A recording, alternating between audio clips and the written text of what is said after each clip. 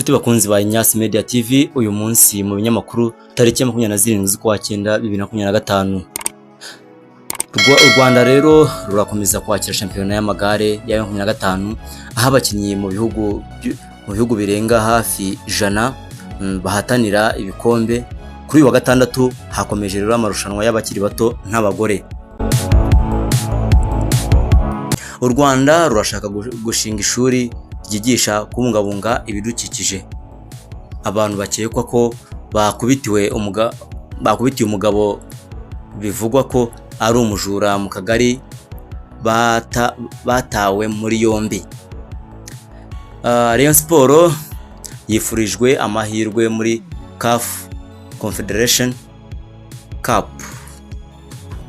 Ayo n'amakuru yo mu Rwanda naho mu mahanga ho ibiri gutangazwa cyangwa se biri kuvugwa nuko Leta Zunze Ubumwe za Amerika zatangaje ko zigiye kwambura visa Perezida wa Colombia Gustavo Petro nyuma y'amagambo yabwiye abigaragambya in New York.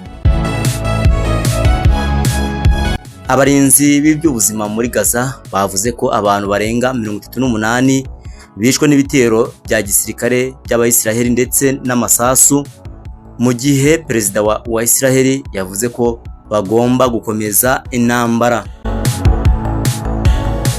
Polisi ya Punjab mu Buhinde yohereje inkozi y'ibibi yitwa Pindi yari yafatiwe muri Abu Dhabi kugira ngo ikurikiranweho ibyaha by'iterabwoba.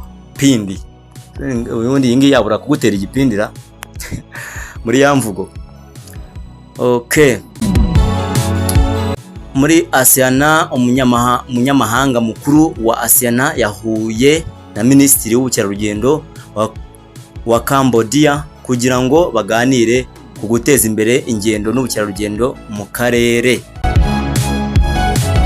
Ubwongereza na Leta Zunze Ubumwe za Amerika byatangije itsinda rihuriweho n'impande zombi kugira ngo bashakire hamwe uburyo bwo gushyiraho amabwiriza ku masoko y'imari.